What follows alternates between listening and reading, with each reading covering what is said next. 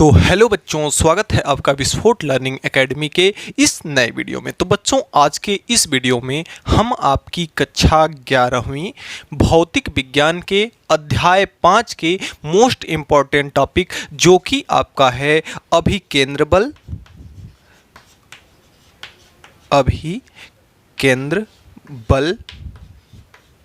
और अभिकेंद्र त्वरण और इसके साथ साथ एक बहुत ही आप चर्चित सूत्र सुने होंगे जो कि आपका होता है अभिकेंद्र त्वरण की v² या फिर FC बराबर या F बराबर mv²/r। आज की इस वीडियो में इसको एकदम लॉजिक के साथ हम प्रूफ करने वाले हैं और इनकी परिभाषाएं एकदम लॉजिक के साथ आज के वीडियो में हम समझने वाले हैं। तो वीडियो काफ़ी ज़्यादा महत्वपूर्ण है, इम्पोर्टेंट है और इंटरेस्टिंग है। तो आइए बिना देर के वीडियो को शुरू करते हैं। तो बच्चों, इसके पिछले चैप्टर में हमने आपको वहां पढ़ाया था वृत्तीय गति, जिसे हम लोग अच्छे से भली भांति समझे थे। वृत्तीय गति क्या होती है कि यदि कोई कण ऐसा है आपके पास, यदि मान लेते हैं कि इसका कुछ न कुछ द्रव्यमान है और एक कण आपके पास ऐसा है जो कि एक निश्चित बिंदु को केंद्र मानते हुए उसके चारों ओर क्या करता है, गति करता है, तो उस गति को हम क्या कहते हैं, वृत्तीय गति कहते हैं। उस गति को हम क्या कहते हैं, वृत्तीय गति, सर्कुलर मोशन कहते हैं। जब कोई कण एक निश्चित बिंदु को केंद्र मानते हुए उस केंद्र के चारों ओर क्या करता है, गति करता है, तो वह क्या कहलाती है, ऐसी गति को हम क्या कहते हैं, वृत्तीय गति कहते हैं। अब देखिए, ये कई प्रकार की होती है, जैसे एक समान वृत्तीय गति। अगर कोई कण एक समान चाल से अगर किसी वृत्ताकार मार्ग पर क्या कर रहा है, चल रहा है, तो वह एक समान वृत्तीय गति कहलाती है। और दूसरा कि यदि कोई कण असमान चाल से अगर किसी वृत्ताकार मार्ग पर चल रहा है तो वह असमान वृत्तीय गति कहलाती है। इतनी बातें हम लोग पाठ 3 में पढ़ चुके हैं। अब देखिए, वृत्तीय गति का आखिर कारण क्या है, वृत्तीय गति का कारण क्या है, आइए इसके बारे में हम समझते हैं। मान लेते हैं कि अगर कोई वस्तु सीधी गति कर रही है, मान लेते हैं कि ये जो रेखा है इस प्रकार से कोई वस्तु गति कर रही है। अब कोई आकर के अगर इस पर इधर की ओर बल लगा देता है, ये मान लेते हैं कि v वेग से गतिमान है, लेकिन कोई आकर के इसके इधर की ओर बल लगा देता है तो यह रेखा इधर मुड़ जाएगी। अगर इस पर कोई आकर के इधर से बल लगा देता है तो यह रेखा और मुड़ जाएगी, और अगर इस पर कोई आकर के बल लगा देता है तो यह रेखा इधर मुड़ जाएगी। ऐसे करते हुए यह रेखा क्या करेगी, एक वृत्तीय गति का रूप ले लेगी। अब देखिए, वृत्तीय गति में हुआ क्या कि देखिए इसके वेग में, देखिए वेग कैसी राशि है। यहाँ हमने एक समान वृत्तीय गति में चाल की बात की, जो कि चाल अदिश राशि होता है। इसमें केवल क्या होता है, परिमाण होता है, केवल परिमाण होता है। लेकिन यहाँ पे हम किसकी बात कर रहे हैं, वेग की, जो कि वेग आपका सदिश राशि है। इसमें दो चीजें होती हैं आपका, एक तो होता है परिमाण और दूसरी परिमाण यानी कि आंकिक मान, वैल्यू, मैग्नीट्यूड, और एक होता है आपका इसका डायरेक्शन यानी कि दिशा। तो वेग में हमें दो चीजें मिलती हैं, परिमाण और दिशा। अब देखिए, वृत्तीय गति में अगर कोई कण वृत्तीय गति कर रहा है तो कोई जरूरी नहीं है कि उसका परिमाण बदले या ना बदले, यानी परिमाण बदल भी सकता है और नहीं भी बदल सकता है।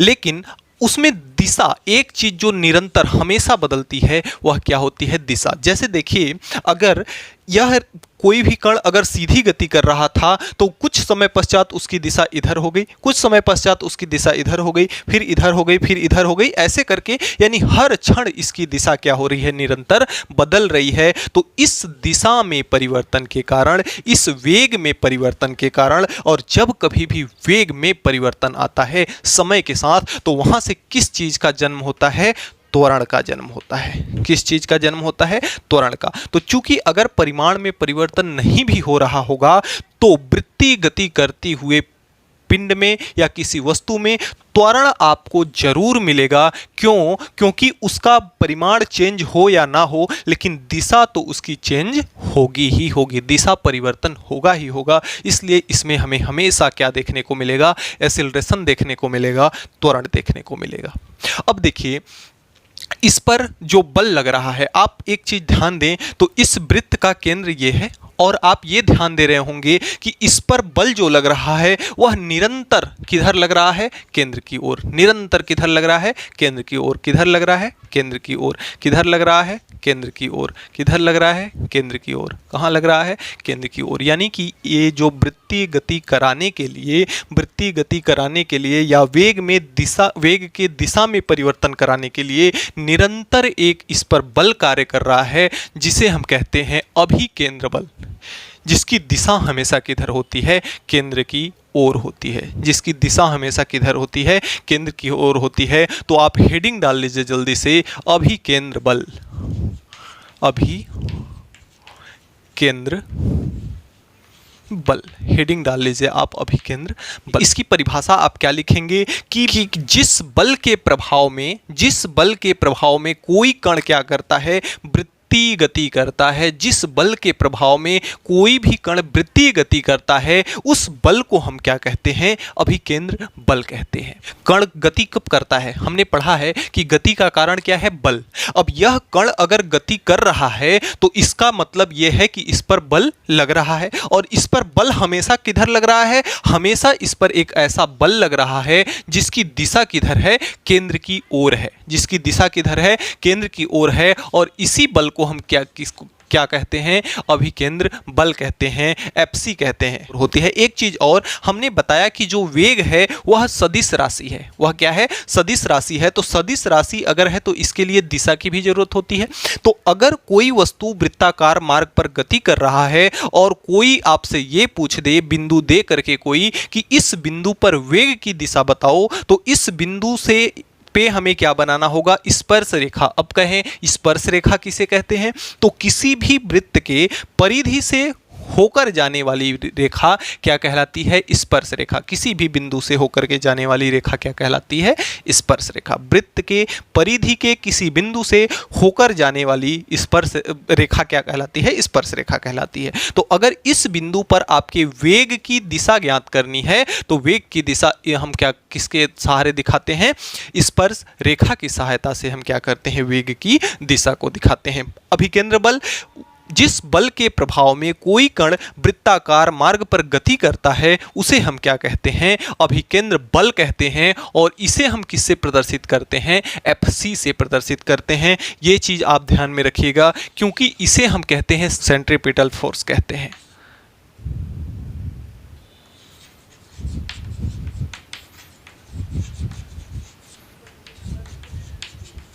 सेंट्रीफ्यूगल फोर्स कहते हैं।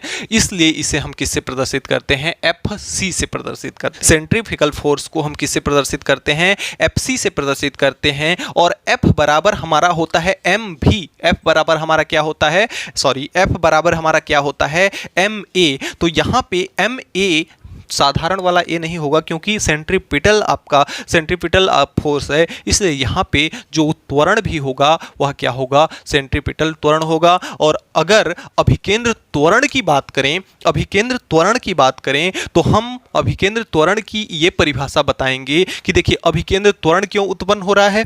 जब यह पिंड वृत्ताकार मार्ग पर गति कर रहा है तो वेग की दिशा में निरंतर क्या हो रहा है? परिवर्तन हो रहा है। और वेग की दिशा में परिवर्तन होने के कारण, अर्थात समय के साथ वेग में परिवर्तन के कारण, किसकी बात हम कर रहे हैं? वृत्ताकार मार्ग पर गति करती हुए किसी कण की बात कर रहे हैं। तो वृत्ताकार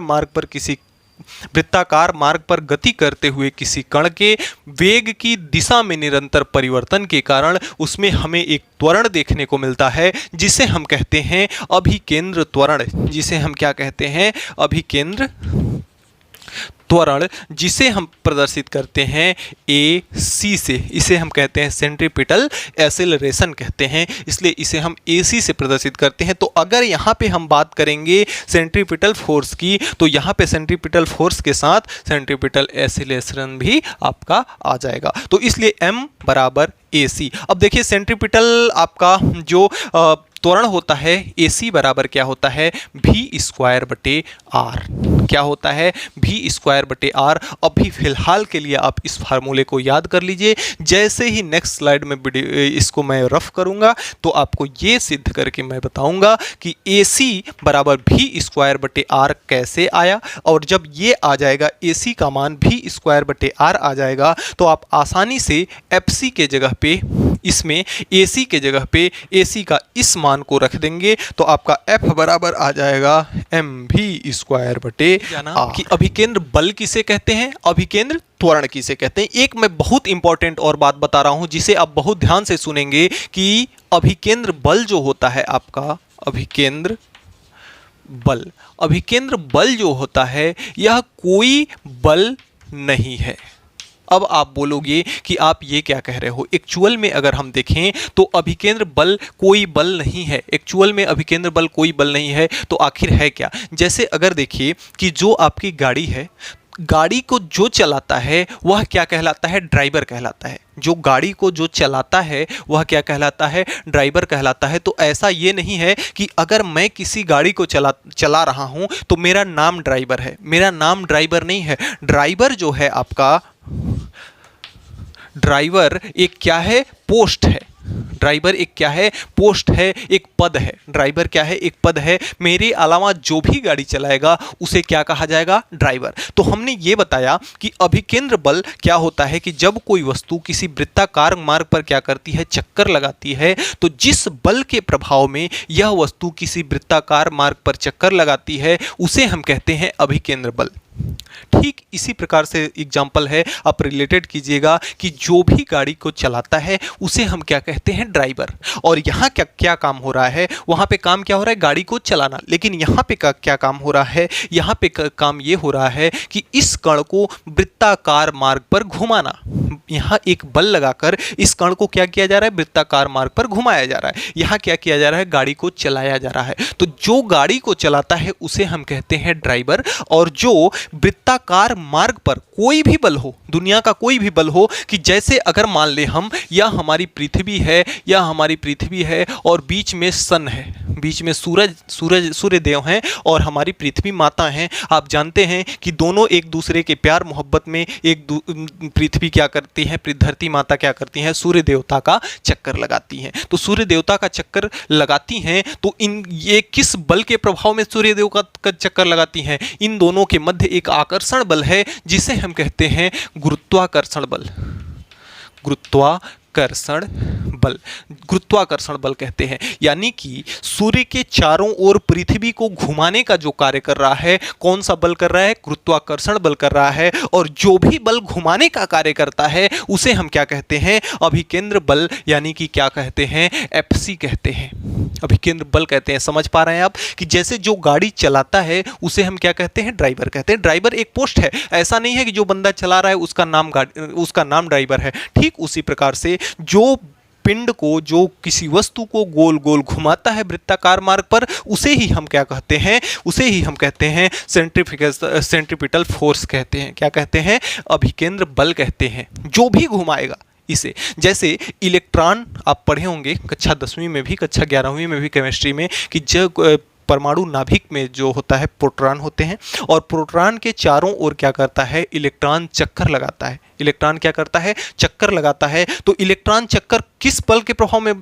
बल लगाता है, वहाँ पे नाभिकीय बल होता है, जो कि प्रोटॉन के पास या परमाणु नाभिक के पास, उसके नाभिक के अंदर एक बल होता है जिसके प्रभाव में इलेक्ट्रॉन क्या करते हैं, उसके चारों ओर क्या करते हैं, चक्कर लगाते हैं। अब इलेक्ट्रॉन को घुमाने का कार्य वहाँ कौन कर रहा है, नाभिकीय बल। तो वहाँ पे जो आपका ये आपका घुमाने का कार्य जो कर रहा है, वहाँ कौन सा बल है, नाभिकीय बल है, नाभिकीय नाभिकीय बल है। यानी कि वहां पे घुमाने का कार्य कौन कर रहा है? नाभिकीय बल कर रहा है। और यहां पे इसको गोल गोल घुमाने का कार्य कौन कर रहा है? गुरुत्वाकर्षण बल कर रहा है। यानी कि जो भी बल किसी पिंड को वृत्ताकार मार्ग पर घुमाने का प्रयास करेगा या घुमाएगा, उस बल को ही हम किसका नाम देंगे? अभिकेंद्र बल का नाम देंगे। उस बल को ही हम अभिकेंद्र बल के क्या कर देंगे? बराबर कर देंगे। बहुत मोस्ट इंपॉर्टेंट टॉपिक है। आप कमेंट बॉक्स में लिखिए कि अभिकेंद्र बल कोई बल नहीं है, यह एक बल की भूमिका निभाता है। क्या करता है? बल की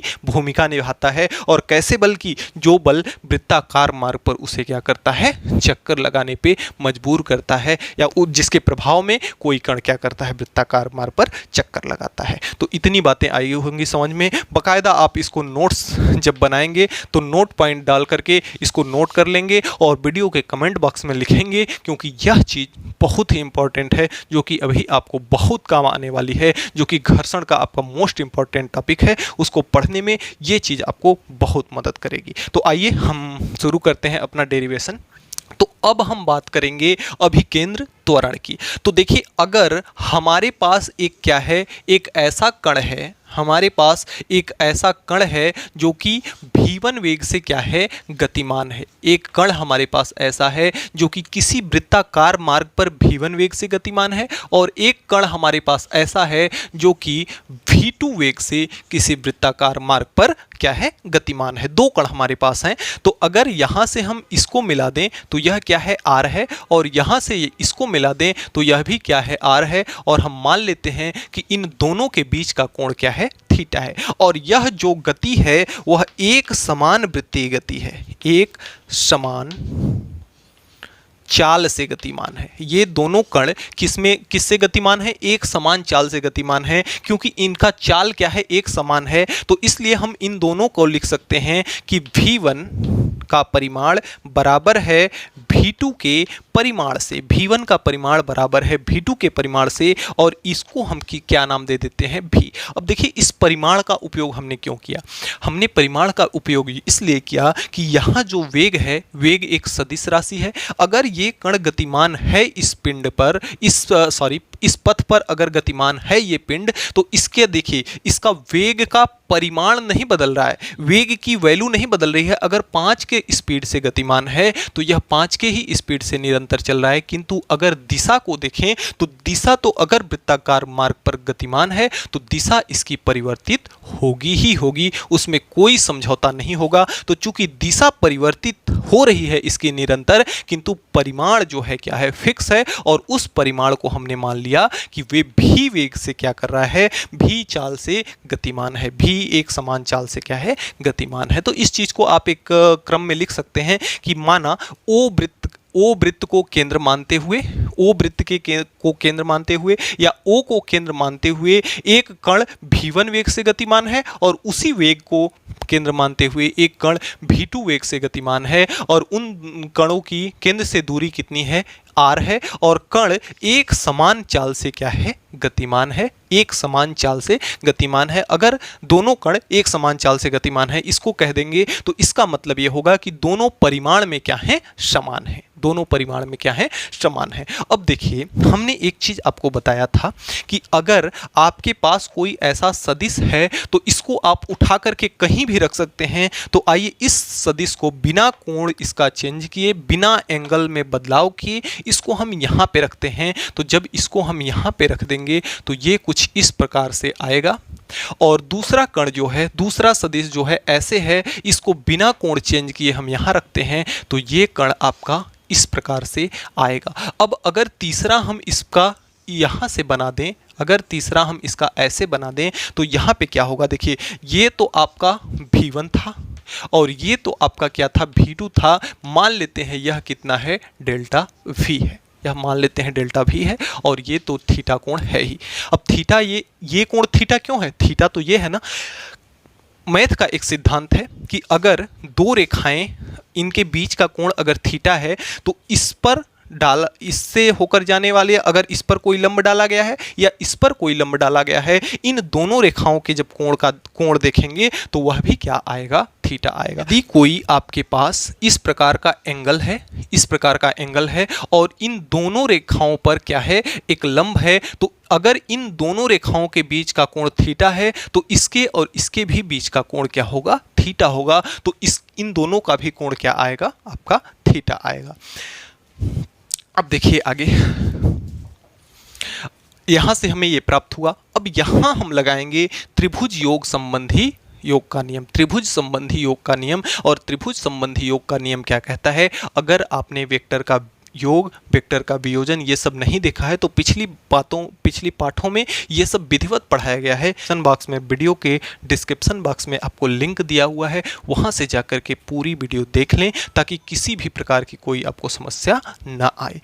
तो यहाँ देखिए, त्रिभुज योग संबंधी नियम ये कहता है कि यदि दो सदिश आपका व्यवस्थित क्रम में जुड़े हुए हों, दो सदिश आपके व्यवस्थित क्रम में जुड़े हुए हों, व्यवस्थित कहने का मतलब एक का हेड और दूसरे का पूंछ, इस प्रकार से अगर जुड़े हुए हों, तो जो तीसरा यानी जो विपरीत होता है, देखिए जैसे इसका हेड और टेल आपस में जुड़ा हुआ है, लेकिन यहाँ इसका हेड और हेड जुड़ा हुआ है, यानी यह क्या है, यह इन दोनों के विपरीत है, उल्टा है। तो त्रिभुज योग संबंधी नियम यही कहता है कि यदि दो सदिश एक नियमित क्रम में जुड़े हों, एक निश्चित क्रम में जुड़े हों, तो जो तीसरा विपरीत क्रम वाला सदिश होता है वह इसके और इसके योग के क्या होता है, बराबर होता है। यानी कि यहां से जो आपका V2 होगा वह डेल्टा V और V1 के योग के बराबर होगा। अगर यहाँ से हम डेल्टा V की वैल्यू निकालें तो आ जाएगा आपका V2 और V2 के पास आएगा तो माइनस में हो जाएगा V1। मान लेते हैं अभी के लिए इसे समीकरण नंबर 1।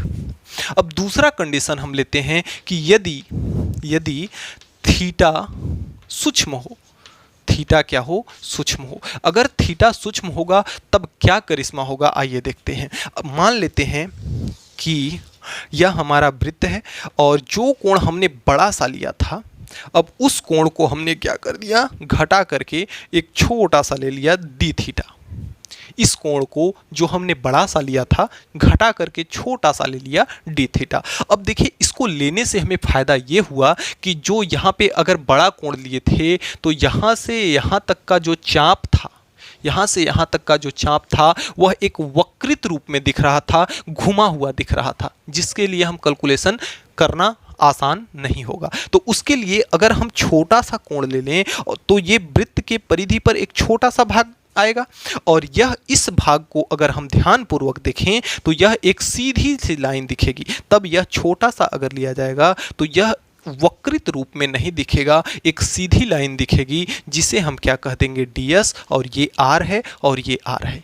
ये बात आई समझ में आपको। हमने जब छोटा सा कोण ले लिया, यानी कि वृत्त के परिधि का अगर छोटा सा भाग देखें तो यह आपको एक सीधी लाइन के रूप में दिखेगी। ठीक उसी प्रकार से इस लाइन को सीधा करने के लिए हमने एकदम छोटा सा कोण ले लिया। तो छोटा सा कोण लेने से हमें मिला क्या, हमें एक सीधी सी लाइन ये मिली इस प्रकार से। ये आपका ds था और यह आपका r है और ये आपका d थीटा है। थोड़ा सा हम यहाँ भी चेंज इन कर सकते हैं कि अगर इसमें हम छोटा सा अगर कोण लिए हैं तो यहाँ भी इसको हम डेल्टा V को हम क्या लिख सकते हैं, डेल्टा V को हम लिख सकते हैं dV। डेल्टा V को हम क्या लिख सकते हैं, dV लिख सकते हैं। और थीटा को हम क्या लिख सकते हैं, d थीटा यहाँ भी लिख सकते हैं। अब देखिए, ये चित्र आपका 1 हो गया, ये चित्र आपका 2 हो गया। तो यहाँ लिखेंगे चित्र 1 व 2 से। तो चित्र 1 और 2 से आपको क्या मिला, चित्र 1 और 2 से आपको ये मिला, आइए बताते हैं। इसको मैं मिटा दे रहा हूं। चित्र 1 और 2 से आपको ये मिला कि यहाँ पर अगर आप देखें, यहाँ पर आप देखें तो V1 और V2 दोनों आपस में किसके बराबर हैं, V के बराबर हैं। यानी कि ये और ये दोनों आपस में क्या है, बराबर है। और इसका भी d थीटा है और यह भी क्या है, d थीटा है। तो यहां से देखिए, इस कोण की इस त्रिभुज की 2 भुजा और एक कोण मिल रहे हैं और इस त्रिभुज की 2 भुजा यह भी आर है और यह भी आर है और यह कोण आपस में क्या हो रहा है, मिल रहा है। तो यहाँ ये दोनों त्रिभुज आपस में क्या है, सर्वांग सम है। क्या है, सर्वांग सम है। चित्र 1 और 2 से सर्वांग समता से देखिए सर्वांग सम है 1 व 2 क्या है, सर्वांग सम है। सर्वांग सम का मतलब क्या हुआ, ये कहां से, किस प्रमेय से, SAS साइड एंगल साइड, यानी जब दो त्रिभुज की दो भुजाएं आपस में क्या हो, बराबर हों, दो भुजा SS यानी साइड, यानी दो साइड की भुजा आपस में बराबर हो और एक कोण आपस में बराबर हो, तो वह क्या कहलाता है, सर्वांगसम कहलाता है। और सर्वांगसम जब त्रिभुज होता है तो इसके भुजाओं का अनुपात इसके भुजाओं के अनुपात के क्या होगा, बराबर होगा। एक बार फिर से, कोई जल्दी नहीं है, मैथ का कंसेप्ट है कि अगर किसी भी त्रिभुज की दो भुजाएं और एक कोण मिल जाते हैं तो वह त्रिभुज क्या कहलाता है, सर्वांगसम कहलाता है। साइड एंगल साइड, दो भुजा और एक कोण, दो कोण और एक भुजा भी मिलती है तो भी होता है, उसे हम कहते हैं SAA साइड एंगल एंगल। तो यहां पे साइड एंगल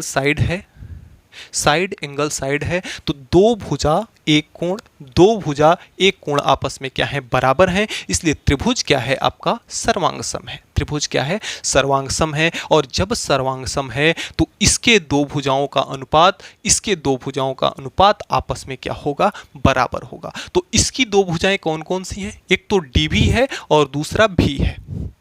DV बटे क्या है, V है।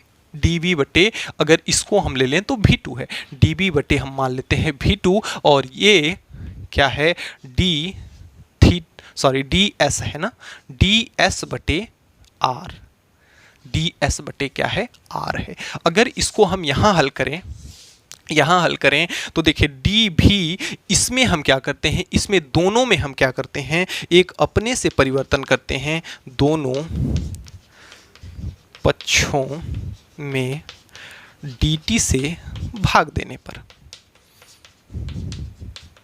देखिए डेरिवेशन करने के लिए थोड़ा सा एक्स्ट्रा दिमाग लगाना पड़ता है। हम इसमें dt से भाग क्यों दे रहे हैं, क्योंकि यहाँ dv है, dv बटे v का कोई मतलब ही नहीं है। यहाँ v2 के जगह पे हम v लिख सकते हैं, क्योंकि v2 किसके बराबर है, v के बराबर है। dv का कोई मतलब ही नहीं है। लेकिन अगर v को, वेग को समय से भाग लगा दें तो वेग परिवर्तन की दर त्वरण हो जाएगी, और ds दूरी है, दूरी में अगर समय से भाग लगा दें तो वह क्या हो जाएगा, वेग हो जाएगा।